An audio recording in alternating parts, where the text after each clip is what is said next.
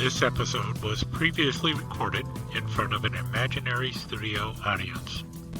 Time for Fun Knife Friday! Guys don't know won't hurt him at all. Yeah, buddy, got a new knife for you. Hi, all you knife chatters out there. Your old pal Skip the Show coming back at you again from the Volcano Club. It's Fun Knife Friday, and have I ever got a fun knife for you today? Look at that one here. Look at that, about Black Hill Steel. This is the BKH013WW. I don't know what the WW stands for, but I heard that it's zebra wood handle on this thing. Would you look at that pretty knife? Oh yeah. Now I know some of you are like, wait a minute, what happened to that American Hunter knife? Well, I don't know. It just kind of disappeared. So I found this knife over on Tobias's workbench, and I said, oh, man, that looks really like a cool knife. And I brought it over here to show it to you. So if that American Hunter knife ever reappears, I'll get around to talking to you about it. How's that sound? All right, so let's get this open and start looking at the Black Hill Steel with zebra wood.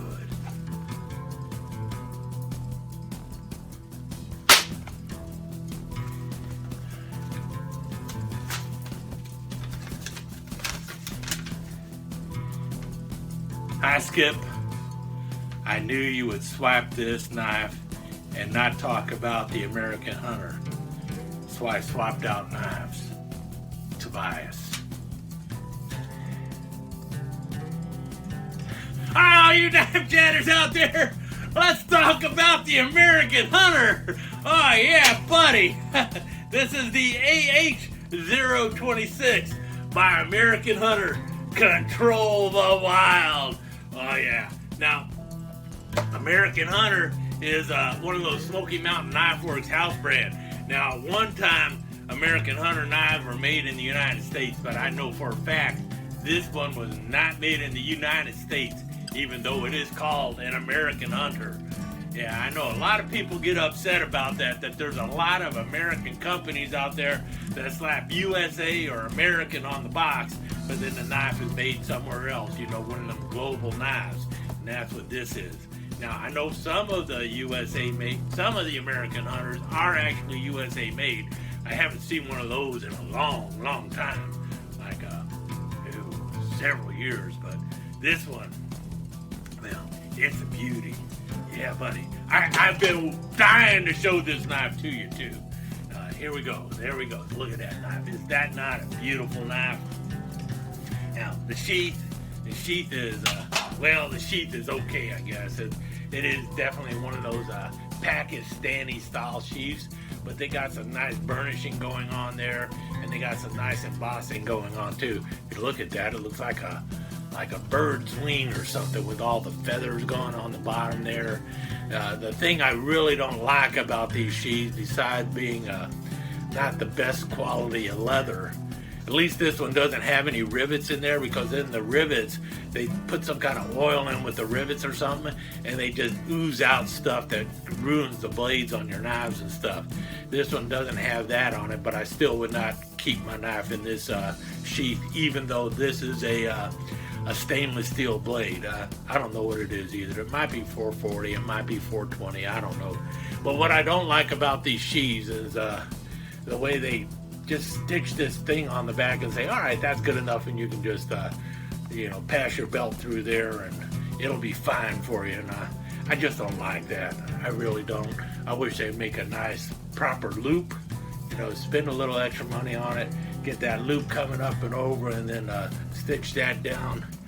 But this will work, and this knife goes in the sheath. It looks like it's going in backwards because, I guess maybe it looks like it's going in the right way.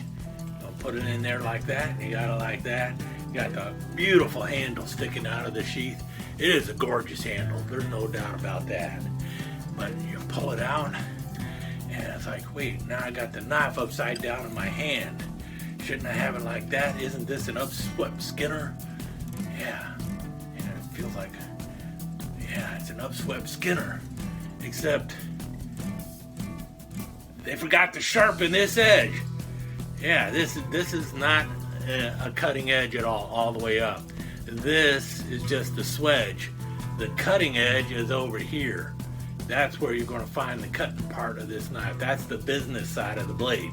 So actually, it isn't an upswept skinner, more like a downswept skinner, if there was such a thing as a downswept skinner. This is actually a talon style blade. I think that's what they call it when they have them on like a karambit or something. It's a talon blade, which is really just an elongated hawkbill. Really long there. And so it'd be great for peeling an apple, you know, or something like that. And let's talk a little bit about I'm not sure what the blade will be great for, to tell you the truth. I got to think about that for a bit. So while I'm thinking about what we could do with this blade, let's look at the handle, because that's pretty cool. You got this brass ferrule portion up here. Man, I keep worrying I'm going to cut myself if I put my hand there, but this is not sharp at all. A brass like ferrule portion up there, and it's got some interesting, intricate cuts in it and everything. It looks really nice, and it's very shiny. Then you got some faux turquoise going on. Faux, that's a French word, spelled F-A-U-X. You know, people sometimes pronounce it fox, but it's really faux, because the French don't know how to spell anything. I didn't say that. I better edit that part out. Americans don't know how to pronounce French words. I'll go that way. How's that? Because that's pretty much true. We can't even say we right. Anyway, got the turquoise there, and then we got some brass spacers in between the turquoise, and then you got a piece of stag, a genuine stag there. And man, that is all nicely smoothed out and everything. It feels good in the hand there. Then you got some more turquoise going on, and then you got the brass pommel there. And the one problem with this whole knife is you got a bit of an edge around this end of the pommel on that brass. So that might be something I'm going to have to kind of round off a bit or something. I hope it's real brass and not like that fake zinc alloy, because then if you start rounding it off, you might see some shiny silver areas instead of the actual brass tone. I hope this is genuine brass. In any case, if you grab the handle like this, it's pretty good, but you do feel this part cutting in a little bit. You got a hot spot back there. Got some good jimping up here, which is good because there is no guard, but your hands hit that jimping. It's some serious jimping, if you can see there. Look at those bumps there. Yeah, you hit that and your finger's going to stop. Unless you're really doing some pushing, deep pushing, and your hands are slippery or something, then you could slip up on that blade. But that could happen with like a Puko or something like that. And well, this is kind of like Puko style, but it is definitely full tang. If you look here, it is full tang. But it's still got a weak spot in the blade because for some reason somebody decided to put a heart in the blade, and I don't know why they did that. Maybe it's to attract the feminine side of the audience out there, because it does look pretty cool. Or maybe this is supposed to be like one of them bodice daggers, you know. Where's the sheath though? You know, you'd have it around your neck, going between you know what, and you drop it in there, and then you pull it out, and they call it a bodice dagger.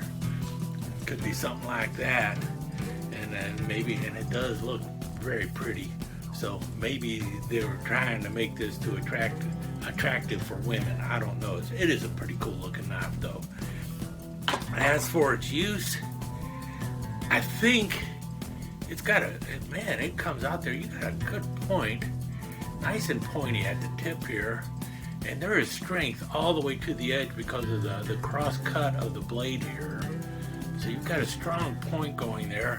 And this might be something that you'd use to put an animal out of its misery. You know, like them Jagdnickers that the Germans have. You know, the knives that you use to put an animal out of its misery when you're hunting, and it didn't quite die when you shot it, and so you use this to go in and get to the jugular vein. You could use it for that.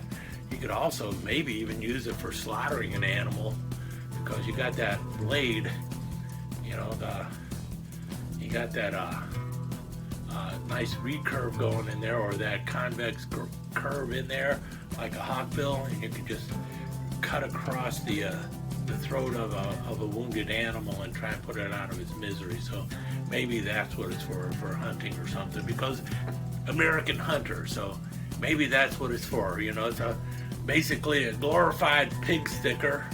You could use it around the farm or something for slaughtering animals or something like that.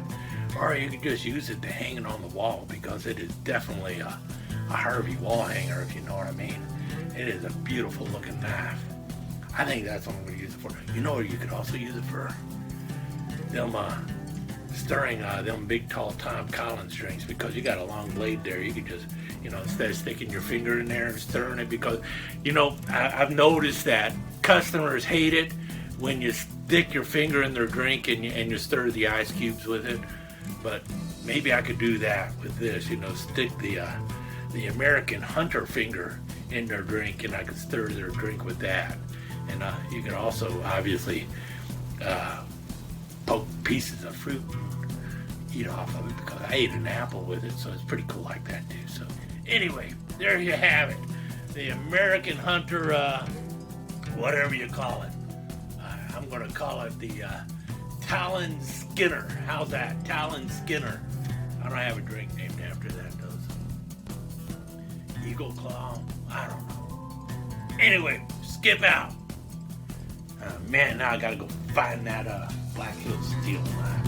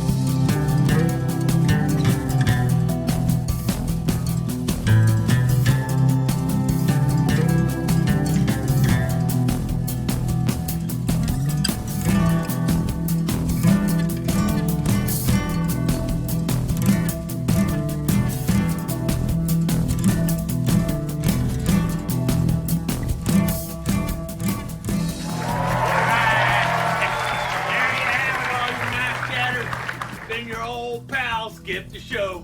Another fun night Friday in the books.